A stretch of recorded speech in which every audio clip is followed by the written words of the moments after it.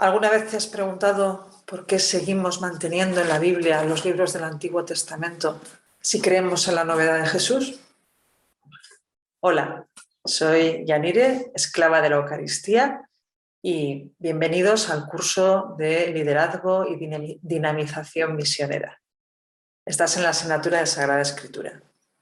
Y en este vídeo me gustaría acercarte y que conocieras un poquito más de los libros del Pentateuco y los libros históricos del Antiguo Testamento.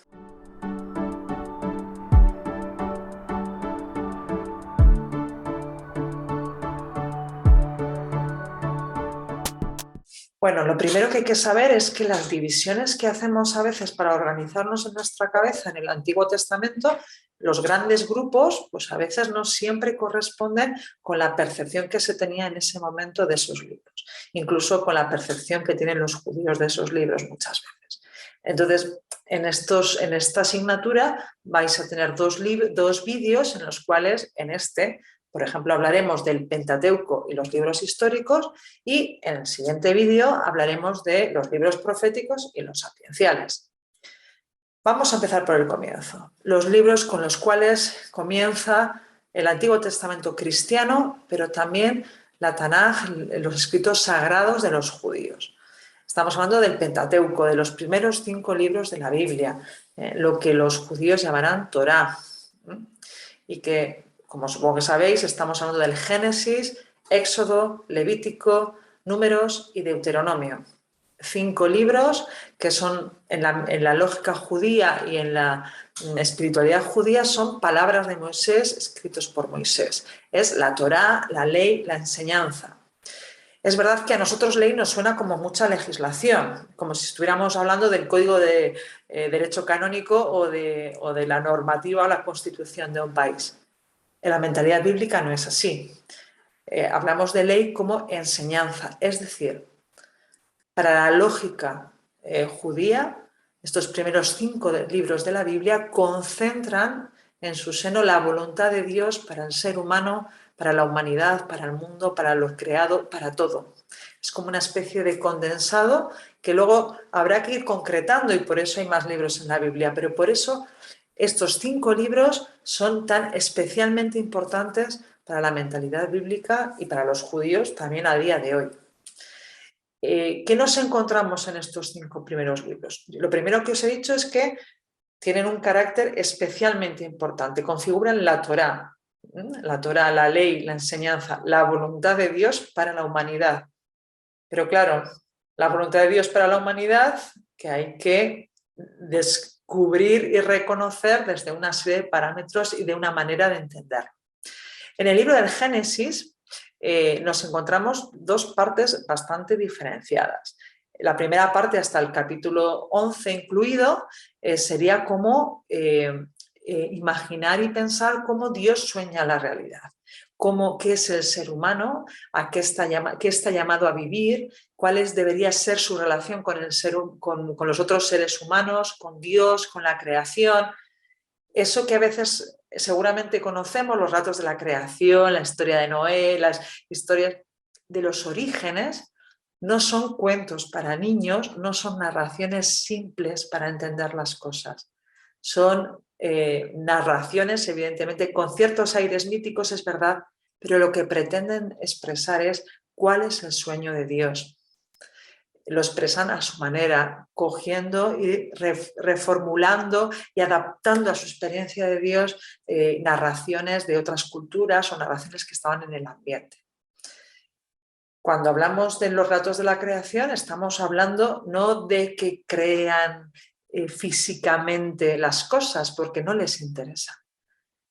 La escritura es un libro de creyentes y para creyentes. Lo que les interesa es la verdad profunda que late debajo de esas historias, la verdad profunda que se esconde ahí.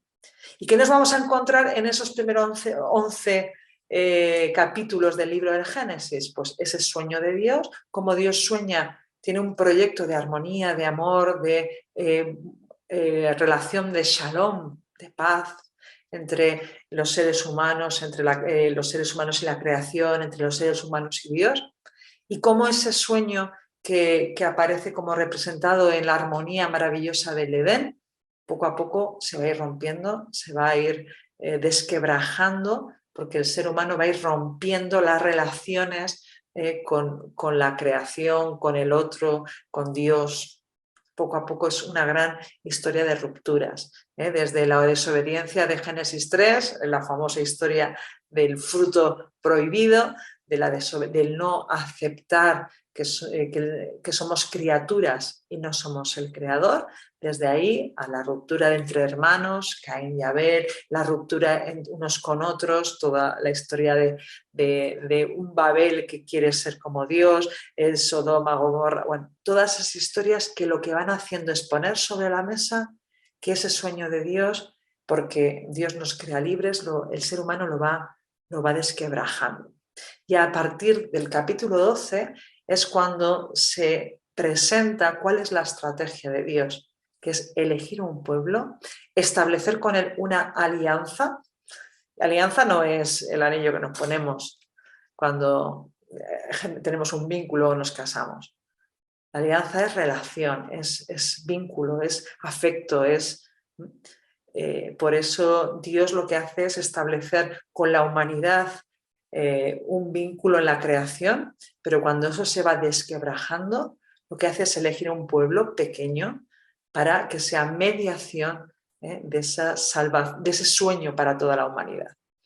Y la manera en que se genera esa elección y esas relaciones, pues lo que llamamos alianza, vínculo, afecto. Dios apuesta por mantener una relación que tiene todo el carácter afectivo que queráis echarle con un pueblo determinado, pequeño, muy concreto, muy insignificante en el momento, pero que va a ser mediación para que esa relación de afecto que se expresa a veces con la expresión vosotros seréis mi pueblo y yo seré vuestro Dios, que era la fórmula matrimonial, imaginaos el carácter afectivo que tiene, bueno, pues esa vinculación y esa relación que se mantiene gracias a la fidelidad de Dios, pues va a ser lo que se convierta en mediación para toda la humanidad, para que todos en algún momento determinado vivamos, al final de la historia, vivamos ese sueño de Dios para todos nosotros, ese que estaba esbozado y presentado de manera narrativa en los relatos de la creación. Por eso, a partir del capítulo 12, surgen los patriarcas, la elección de los patriarcas, Abraham. Fijaos que en realidad lo que se plantea es que todo el pueblo en su diversidad, en su diferencia, es una gran familia donde la bendición de Dios va pasando de generación en generación, donde la alianza, ese vínculo afectivo se mantiene, se conserva y, bueno, hasta llegar hasta nosotros, los cristianos, que sin necesidad de ser judíos recibimos también y participamos de esa alianza y de esa bendición. Y así va a aparecer la historia de una familia, de la familia de los patriarcas, Abraham, que su hijo Isaac, sabéis la historia seguramente, con sus hijos, su hijo Jacob, bueno, pues va a ir desarrollándose la historia.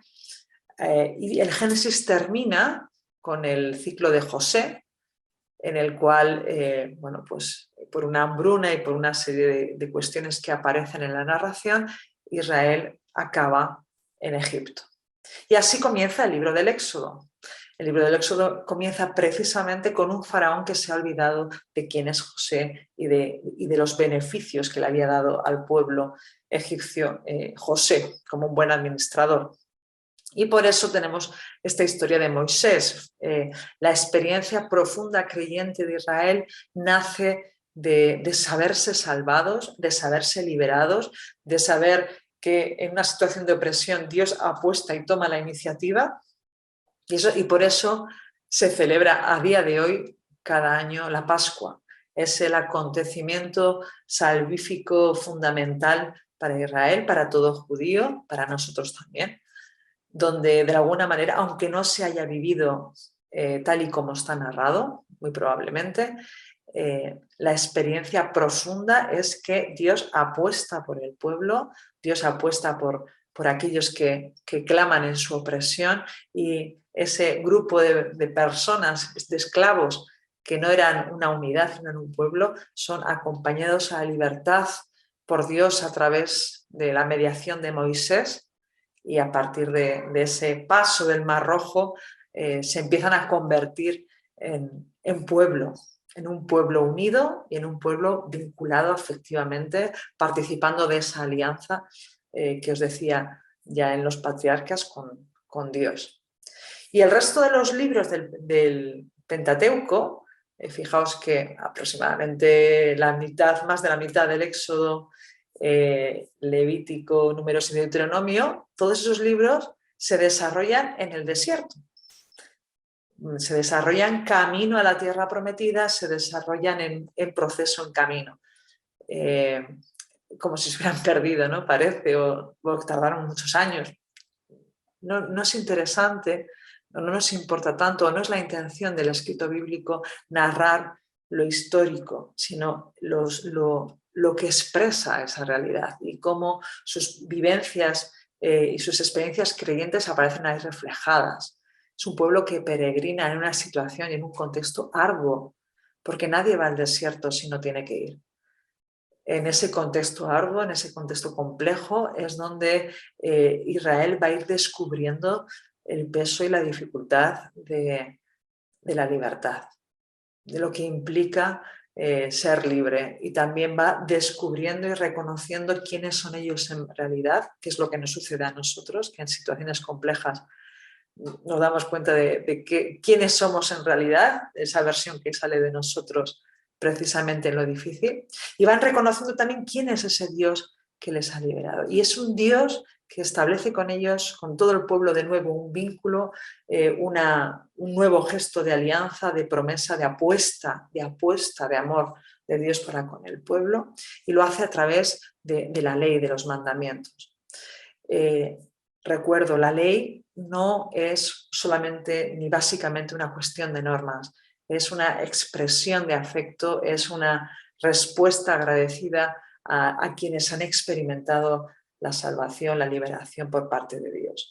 Es un reflejo en el comportamiento de una vivencia mucho más interior. Y así se desarrolla en el camino hacia la tierra prometida pues una especie de catequesis en realidad, de descubrimiento de quiénes somos y de una narración que en el fondo nos narra a todos nosotros, porque todos nosotros somos camino, somos proceso, tenemos que ir descubriendo quiénes somos, tenemos que ir descubriendo quién es Dios y tenemos que ir descubriendo también pues cómo nuestro actuar refleja o no esa relación con Dios o quién es Dios para nosotros.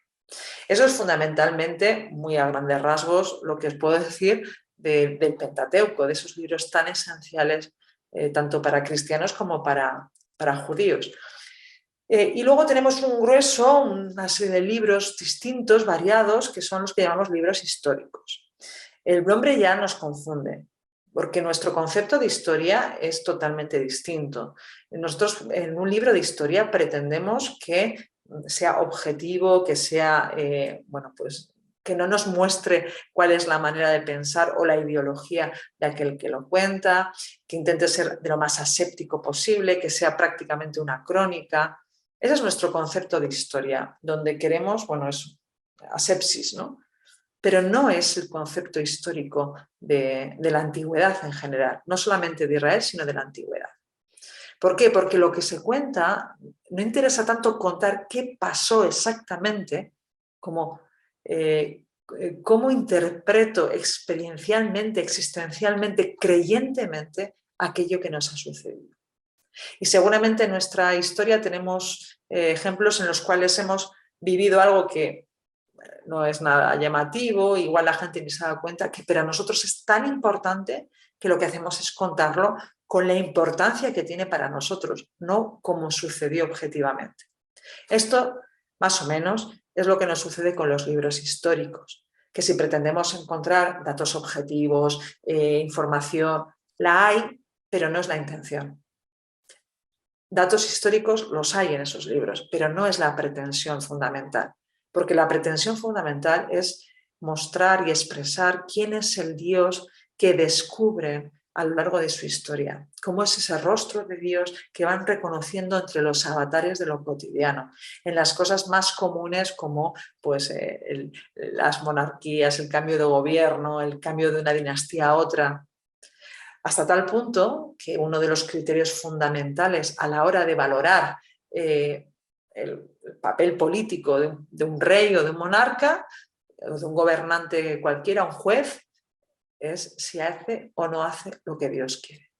Que no es un concepto que nosotros usemos para valorar a nuestros políticos.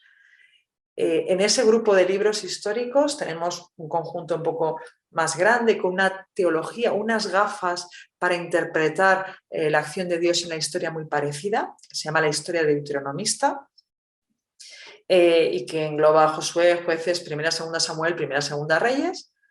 Luego tenemos otro gruesecillo, otro conjunto que tiene otro chip, otras gafas, otra manera de interpretar, otras prioridades a la hora de contar las cosas que suceden y cómo está Dios en ellas, que sería un poco lo que recogerían Primera y Segunda Crónicas, que lo que hace es releer esa historia deuteronomista, pero desde otro momento histórico y desde una serie de prioridades muy importantes, ¿no? O sea, muy importantes para ellos, obviamente, ¿no? Como son el templo, la dinastía davídica y cosas así.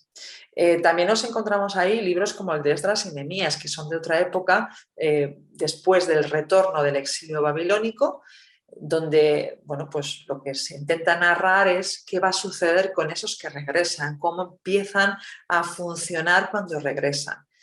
Y también tenemos Primera y Segunda Macabeos, que nos cuentan el mismo acontecimiento, el mismo, que es la revuelta de los macabeos contra la postura política o las normas políticas de Antíoco IV, de Antíoco IV en la época helenística, que lo que pretenden mostrar es cómo cuando se puso en juego o se cuestionó lo religioso, se quiso imponer la cultura griega sin diferenciar la cultura y la religión, porque en esa época no se diferencia y se quiso imponer una cultura donde, bueno, pues no, se prohibió la circuncisión, se obligaba a comer carne de cerdo, se obligaba una serie de normas y cuestiones que atentaban contra la esencia del judaísmo, así lo interpretaron quienes se revolvieron contra esas normas.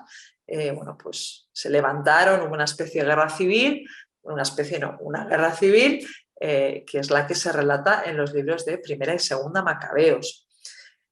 ¿Por qué dos libros? Fijaos la paradoja o la lógica bíblica, y es que como, bueno, no importa tanto la exactitud como recoger la experiencia creyente, tenemos dos libros distintos que recogen un mismo momento histórico y una misma, bueno, pues unos mismos acontecimientos, que es esa revuelta.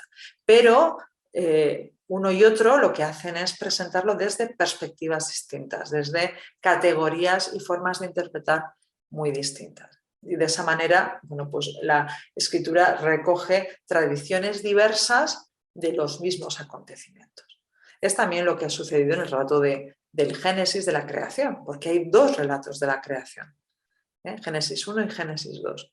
Bueno, pues la escritura recoge tradiciones distintas independientemente de que para nosotros y en nuestra mentalidad pudieran estar opuestas o nos puedan parecer contradictorias. En la lógica bíblica no es así.